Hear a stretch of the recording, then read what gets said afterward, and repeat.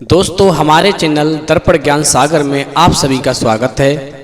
मित्रों, एक बार माता पार्वती भगवान शिव के पास जाती हैं और कहती हैं, प्रभु जब मैं आपसे मिलने आ रही थी तो मेरी नज़र पृथ्वी लोक पर पड़ी। वहाँ मैंने क्या देखा कि एक अमीर आदमी के द्वार से एक गरीब आदमी जैसे ही उठकर गया तो अमीर आदमी के घर में आग लग गई और पल मात्र में अमीर आदमी का घर जलकर राख हो गया और इस प्रकार वो अमीर आदमी पूरी तरह से बर्बाद हो गया। फिर मैं जब और आगे बढ़ी तो मैंने क्या देखा कि दो शादीशुदा लोग एक दूसरे की जान के दुश्मन बन गए हैं। फिर मैं और आगे बढ़ी तो मैंने देखा कि एक दुखी स्त्री एक गिलास पानी पीने से सुख में हो गई, उसके जीवन के सारे संकट दूर हो गए। प्रभु जब मैंने ये नज़ारा देखा तो मेरे मन में 3 प्रश्न गूंजने लगे और मेरा मन विचलित हो गया। अतः आपसे मेरा अनुरोध है कि मेरे तीनों प्रश्नों के उत्तर देकर के मेरे मन को संतुष्ट करने की कृपा करें। फिर भगवान शिव कहते हैं, ठीक है पार्वती, तुम अपने तीनों प्रश्न बताओ, मैं तुम्हें तुम्हारे तीनों प्रश्नों के उत्तर देकर के तुम्हारे मन को संतुष्ट करने का पूरा प्रयास करूँगा। फिर माता पार्वती कहती हैं, प्रभु मेरा पहला प्रश्न है, गरीब की हाय कैसे बर्बाद कर देती है। मेरा दूसरा प्रश्न है, शादी बर्बादी कब बन जाती है। मेरा तीसरा प्रश्न है, पति के किस अंग का पान करने से पत्नी पर आया संकट टल जाता है। फिर माता पार्वती के प्रश्नों को सुनने के बाद भगवान शिव कहते हैं, पार्वती तुम्हारे तीनों ही प्रश्न बहुत ही महत्वपूर्ण हैं, इसलिए मैं तुम्हें इन तीनों प्रश्नों के उत्तर देने से पहले तुम्हें एक छोटी सी कहानी सुनाता हूँ। तुम्हारे तीनों प्रश्नों के उत्तर इसी कहानी में समाये हुए हैं। यदि तुम कहानी को पूरा और मन से सुनोगी तो निश्चित ही तुम्हें तुम्हारे तीनों प्रश्नों के उत्तर मिल जाएंगे और तुम्हारा मन पूरी तरह से संतुष्ट हो जाएगा।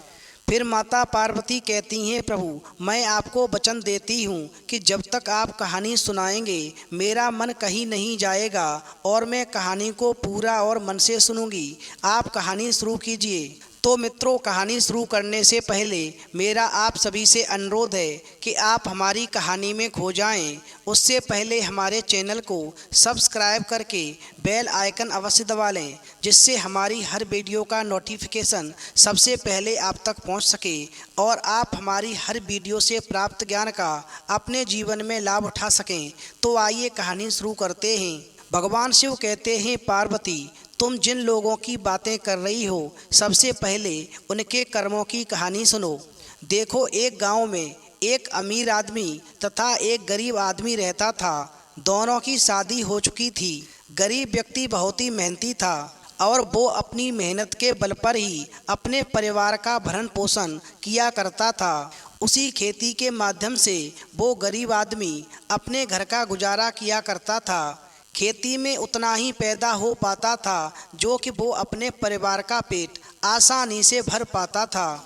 वहीं उसी गांव में जो अमीर आदमी रहा करता था, अमीर आदमी की पैतृक संपत्ति उसके पास थी। खेत खलियान संपत्तियां भी उसके पास में खूब सारी थीं। बेशुमार धन दौलत सब कुछ अमीर आदमी के पास था। उसके पास जितना बड़ा उसका खजाना था उतना ही उसका दिल छोटा था। वो अमीर आदमी मजदूरों से खूब काम तो करवाता था, पर पैसे के नाम पर उन्हें कम पैसे ही देता था और साथ में उन्हें जिल्लत एवं दुत्कारता भी था। भगवान शिव कहते हैं, पार्वती वो अमीर आदमी बहुत बड़ा कंजूस व्यक्ति था, पर क्या करें, गरीबी के हाल ने मजबूर कर रखा था। आधा गांव उस अमीर आदमी के खेत खलियान में ही काम किया करता था। वहीं गांव के बचे हुए कुछ लोग उस गरीब आदमी को देख कर के बड़े हैरान होते थे कि ये गरीब आदमी इतनी सी थोड़ी सी ज़मीन में ही इतनी अच्छी फसल पैदा कर लेता है, जिससे अपने परिवार का पेट बहुत ही आसानी से भर लेता है। समय धीरे धीरे गुजरता गया। उसी साल गांव में भयंकर तबाही हुई। खूब आंधी तूफान बारिश सब कुछ आया और सब कुछ तहस नहस करके चला गया। उस गांव के हालात इतने बुरे हो चुके थे कि लोगों के पास खाने तक के लिए कुछ भी नहीं बचा था। भगवान शिव कहते हैं, पार्वती उन्हीं लोगों में से वो गरीब आदमी था जिसकी हालत गांव के सभी व्यक्तियों से ज़्यादा कमज़ोर हो चुकी थी। जैसे तैसे अपने घर का गुजारा कर रहा था। एक वक्त के बाद उसके पास वो भी ख़त्म हो जाता है जो उसके पास में एकत्रित था। हालात इतने बुरे हो चुके थे कि गरीब आदमी के पास में उस अमीर आदमी से कर्ज लेने के अलावा और दूसरा कोई रास्ता नहीं बचा था। फिर अगले ही दिन अमीर आदमी के पास में वो गरीब आदमी कर्ज लेने के लिए जाता है। भगवान शिव कहते हैं, पार्वती, अमीर आदमी ने उस गरीब आदमी की बात पूरी सुनी और उसके मन में लालच जागा। क्योंकि वो पहले से ही कंजूस था, तो उसने सोचा क्यों न मैं इस गरीब आदमी को कर्ज देने से बेहतर है मैं इसे अपने खेत में ही काम पर लगा लूं। क्योंकि अगर मैंने इसे कर्ज दे दिया तो ये कर्ज कहाँ से लौटा कर देगा। इसके पास तो इतना बड़ा खेत भी नहीं है। वहीं अमीर आदमी ने गरीब आदमी से कहा, मैं तुम्हें पैसे तो नहीं दे सकता हूँ, पर मैं तुम्हें अपने यहाँ पर नौकरी पर रख लेता हूँ और मैं तुम्हें 2000 रुपये महीना दूंगा। फिर अमीर आदमी की बात को सुनकर के वो गरीब आदमी कहने लगा, जो दूसरे मजदूर रहते हैं, खेतों में काम करते हैं, उन्हें तो आप 3000 रुपये महीना देते हैं, पर मैं भी मेहनत से काम करूंगा। आप मुझे फिर 2000 रुपये क्यों देंगे? आप दूसरे मजदूरों को तो 3000 रुपये के अलावा गेहूं की बोरी भी अलग से देते हैं, पर आप मुझे केवल 2000 रुपये ही देंगे, इसके अलावा कुछ भी नहीं देंगे। आखिरकार ऐसा क्यों? भगवान शिव कहते हैं, पार्वती, फिर वो अमीर आदमी कहता है, देखो, मुझे दूसरों से मतलब नहीं है। तुम्हें अगर काम करना है तो करो, वरना मेरे पास में बहुत मजदूर हैं। भगवान शिव कहते हैं, पार्वती, यदि काम करने के लिए वो गरीब आदमी मना करता तो क्या करता? अपनी मजबूरी और परिवार वालों का पेट पालने के लिए वो अमीर आदमी को हाँ कर देता है। ठीक है, तुम मुझे 2000 रुपये ही देना, मैं इतने ही रुपयों में आपका काम मेहनत से करूँगा। वहीं उस गरीब व्यक्ति के जाने के बाद में अमीर आदमी बहुत ज़्यादा खुश होता है और सोचता है कि अब मैं इससे खूब काम करवाऊँगा, क्योंकि इसके किस्से मैंने सुने हैं और इसे ऊपर से पैसे भी कम देने पड़ेंगे। मुझे तो डबल फ़ायदा होगा, ये काम भी ज़्यादा करेगा और उसे पैसे भी कम देने पड़ेंगे। वहीं अगले ही दिन वो गरीब आदमी उस अमीर आदमी के यहाँ पर नौकरी करने लगता है। गरीब आदमी खेतों में खूब मेहनत करता है और वो गरीब आदमी अपनी मेहनत के बल पर उस अमीर आदमी के 6 महीने के काम को सिर्फ 4 महीने में ही ख़त्म कर देता है। और जब ये बात अमीर आदमी को पता चलती है कि 6 महीने का काम इसने केवल 4 महीने में ही ख़त्म कर दिया, तो वो बहुत बड़ा खुश हुआ। लेकिन उसके अंदर बेईमानी का ईमान डगमगा गया। अमीर आदमी ने सोचा, जब इसने मेरा काम 6 महीने का 4 महीने में कर दिया, तो क्यों ना मैं 2 महीने के पैसे बचा लूं और मैं इससे मना कर देता हूँ कि अब मुझे तेरी ज़रूरत नहीं है। जब ज़रूरत पड़ेगी तब मैं तुझे वापस अपने पास बुला लूँगा, पर अभी तू यहाँ से चला जा। फिर जब वो गरीब आदमी अपनी तनख्वाह लेने के लिए जाता है तो अमीर आदमी उससे साफ साफ इनकार कर देता है और कहता है, अब तुम कल से मेरे यहाँ पर काम करने के लिए ना आना, क्योंकि मुझे तुम्हारी कोई ज़रूरत नहीं है। भगवान शिव कहते हैं, पार्वती, वो गरीब आदमी बेचारा अमीर आदमी के खूब हाथ पैर जोड़ता है और कहता है, मालिक, मुझे नौकरी से मत निकालो, मेरे बच्चे भूखे मर जाएंगे, मैं आपके सहारे ही जीता हूँ। अब मैं कहाँ जाऊँगा, किसके पास जाऊँगा, किसके पास काम मांगने के लिए जाऊँगा? और इस गांव में आपके जितना धनवान कोई दूसरा व्यक्ति नहीं है। मालिक, मेरी गरीबी पर थोड़ा सा रहम खाइए। अगर मुझसे कोई गलती हो गई है तो मुझे बता दीजिए या मुझे उसकी सज़ा दे दीजिए, पर मुझे नौकरी से मत निकालिए। भगवान शिव कहते हैं, पार्वती, पर उस लालची अमीर आदमी को अपने धनवान होने पर बहुत बड़ा घमंड था। उसने गरीब व्यक्ति के आंसुओं पर बिल्कुल भी तरस नहीं खाया और उसे उल्टा धुतकार कर भगा दिया और कहने लगा, अब तुम मुझे घर के बाहर दोबारा दिख मत जाना, वहीं गरीब आदमी ने लाख मिन्नतें की, उसके पैर तक छू लिए, पर उस अमीर आदमी का दिल जरा सा भी नहीं पिघला। भगवान शिव कहते हैं, पार्वती, गरीब आदमी इस प्रकार बेचारा आंखों में आंसू लेकर के चुपचाप अपने घर चला आया। उसकी पत्नी ने उस गरीब आदमी को बहुत समझाया, पर उसकी समझ में कोई बात नहीं आई। गरीब आदमी की पत्नी ने कहा, यदि उसने आपको निकाल दिया तो कोई बात नहीं, ऊपर वाला हमारी मदद जरूर करेगा।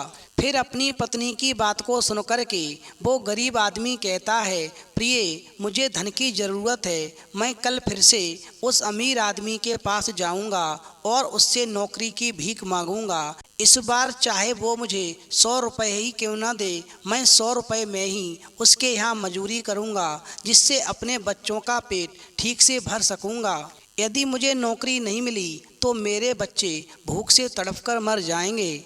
भगवान शिव कहते हैं, पार्वती, फिर सुबह होते ही वो गरीब आदमी उस अमीर आदमी के घर पर पहुंच जाता है।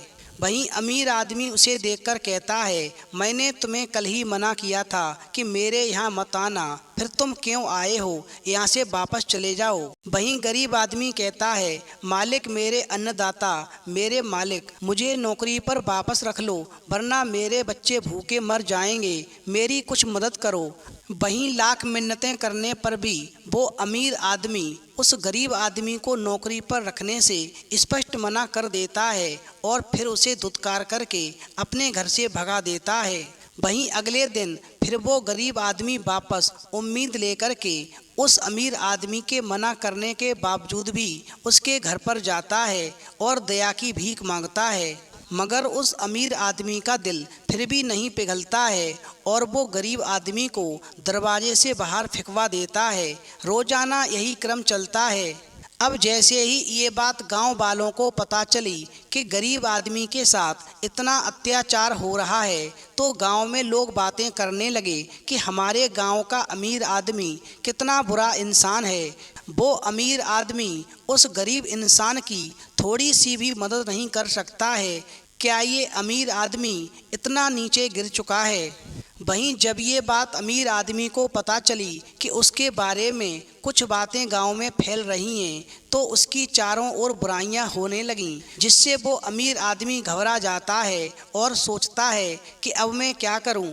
फिर उसके मन में ख्याल आता है कि मैं क्यों ना 10-15 दिन के लिए अपने रिश्तेदारों के यहाँ पर चला जाऊं। जब घर पर ताला लग जाएगा तो ये गरीब आदमी भी मेरे घर पर आना छोड़ देगा और मैं फिर वापस आ जाऊंगा और तब तक यहाँ का पूरा माहौल भी ठंडा हो जाएगा। भगवान शिव कहते हैं, पार्वती, इस प्रकार वो अमीर आदमी रात होते ही अपने पूरे परिवार के साथ में अपने रिश्तेदारों के यहाँ पर चला जाता है। वहीं जब अगले दिन वो गरीब आदमी उसके घर पर पहुंचता है तो उसे वहां पर कोई दिखाई नहीं देता, बाहर दरवाजे में ताला पड़ा हुआ दिखाई देता है। वहीं गरीब आदमी फिर से उम्मीद लगाकर वहीं बैठ जाता है कि अमीर आदमी निश्चित ही देर रात आएगा और मुझ पर दया करेगा और मुझे वापस नौकरी पर रख लेगा, जिससे मैं अपने परिवार का पालन कर सकूंगा। भगवान शिव कहते हैं, पार्वती, जब 10-15 दिन हो गए और वो अमीर आदमी लौटकर नहीं आया तो गरीब आदमी ने दुखी होकर कहा, ए अमीर आदमी, तुम्हारी वजह से मेरे बच्चे भूख से तड़प रहे हैं, एक दिन तुम्हारा सारा धन नष्ट हो जाएगा। बस फिर क्या था, गरीब की हाय लग गई।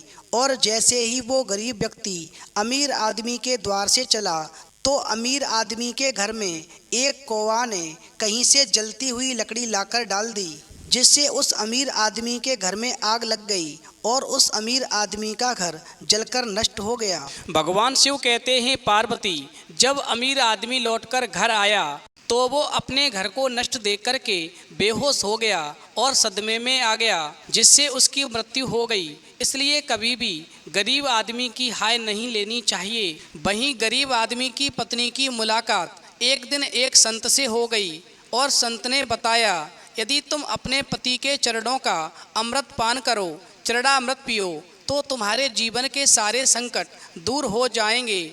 बस फिर क्या था, उन संत की बात को मान कर के वो गरीब की पत्नी ने अपने पति के चरणों का अमृत पान किया, यानी चरणामृत पिया, जिसके प्रभाव से उस गरीब व्यक्ति की गरीबी हमेशा के लिए मिट गई और स्त्री के सारे संकट हमेशा के लिए दूर हो गए। भगवान शिव कहते हैं, पार्वती तुम्हारा पहला प्रश्न था कि गरीब की हाय कैसे बर्बाद कर देती है, तो समझ लो जिस प्रकार अमीर व्यक्ति ने उस गरीब व्यक्ति को सताया तो गरीब व्यक्ति के मुंह से बद्दुआ निकली, जिस बद्दुआ के प्रभाव से उसका सारा घर जलकर के नष्ट हो गया और सदमे की वजह से उस अमीर व्यक्ति की मृत्यु हो गई। इसलिए कभी भी किसी गरीब की हाय नहीं लेनी चाहिए। भगवान शिव कहते हैं, पार्वती तुम्हारा दूसरा प्रश्न था कि शादी बर्बादी कब बन जाती है, तो समझ लो जिन स्त्री पुरुषों के बीच में निम्न लक्षण पाए जाते हैं उनकी शादी